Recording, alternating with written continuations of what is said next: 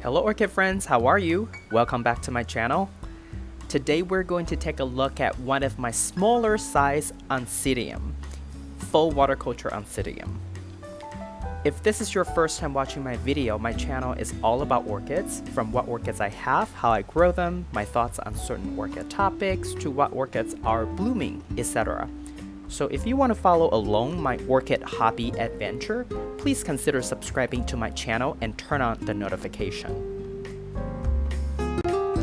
This orchid grows rather compact, and this orchid is also very fragrant when it was in bloom. Its name is listed on the screen and in the tag. I don't want to butcher it, so I prefer not to say it. And if I'm not mistaken, this orchid is a cross between Oncidium Twinkle and a parent of Oncidium Twinkle. I believe it's a cross between Oncidium Twinkle and Satuanum, which is another Oncidium species that if you can get one, get one. And here's a video clip from before, from when it was in bloom. The flower is really fragrant, like I said, and because it has Satuanum in its parentage, so it has a tinge of pink in its flower, but then the flower lip is still pretty yellow. It's an interesting combination. And before it was potted in semi-hydro. I grew this one in semi-hydro and it was doing pretty well, but because the spikes were so long and it got heavier and heavier, so the whole plant really eventually tilted to one side. After it finished blooming, I had to make a decision to repot it or not, and I did. And just as I was taking it out, you know, the roots were doing fine, everything, but I just decided that I wanted to give this one a full water culture method a try. So I did, and that's why it's now in full water culture.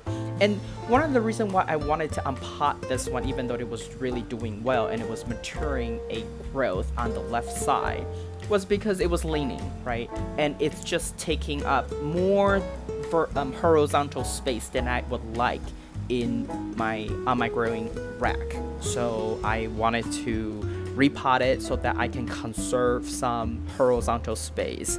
And I'm sure if you grow many orchids, you would know horizontal space is more precious than valuable than you know, the vertical space, which we can always somehow be creative to get more vertical space.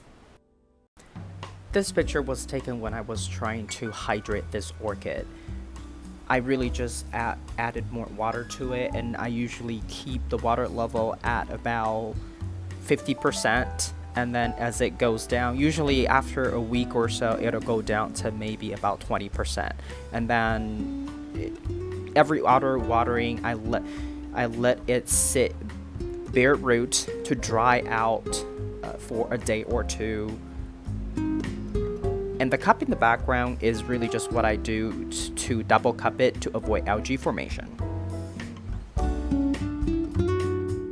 Since the full water culture conversion, many roots have emerged. As you see, the greener roots are new roots since the conversion, and it's doing really well. Overall, I'm pretty happy about its adoption.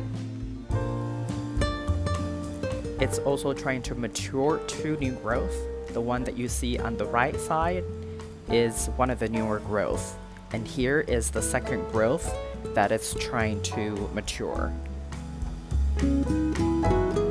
And this is what it looks like normally on my growing shelf, on my growing rack. I basically double cup it. And I have to tell you, this method has worked really well for me so far. And here are a couple pictures of this particular orchid in its quote-unquote dry season.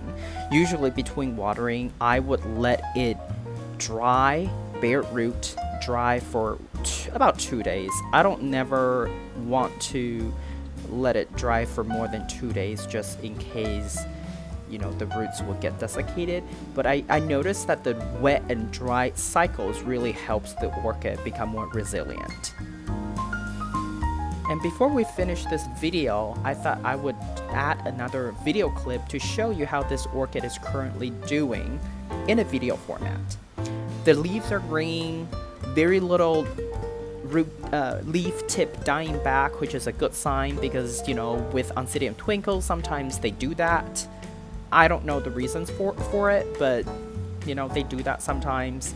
But back to this orchid, it's growing really well with 2 new growth, trying to mature, and the root system is pretty decent. Lots of new roots coming out from the new growth as well, so I definitely think that this one is adopting the full water culture method very well. One of my Chinese subscribers actually asked me about what to do when there is white mold appearing toward the base of the orchid. And I personally, because I double cup it, so I usually just leave it alone, and sometimes they disappear, sometimes they come back. But what I have done, and that has worked well, is that during the dry season, you know, the 2-day dry period, I would actually sprinkle 3% hydrogen peroxide and then let it sit. Right, that's one way. Another way that I have done is I basically let it dry for 2 days, and sometimes I notice that because it's so dry that the mold just disappear. But this really all have to depend on would really have to depend on your overall environment air quality. Sometimes some environments just tend to have more pathogens in the air, and some environments have really high humidity. Some environments don't. So it really just depends, but these are some of the methods that I have done. But, you know, I really think that you shouldn't do too much to it. Personally, I would not worry too much about it. This is all I have for you for today. If you like this video, please give it a thumbs up. And if you would like to get more orchid related videos from my channel, please consider subscribing and turn on the notification. I want to wish you happy growing, and I will talk to you in my next video. Ciao!